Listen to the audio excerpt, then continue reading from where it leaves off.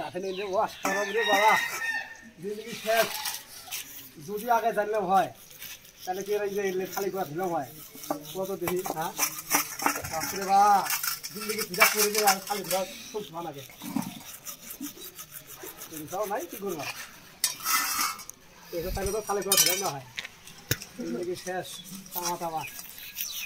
তাই তো আসলে সরম ধরবো লাগে সরম করে লাভ নাই বাবা শেষ এটাই জিন্দগি এই খালি ঘোরা ধোয়া না রে গো শোনা গো জীবন জীবন শেষ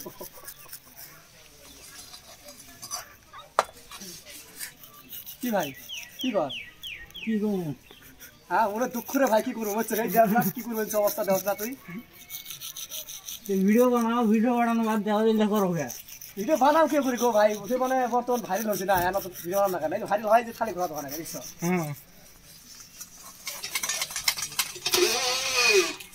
হাত গেছে কেন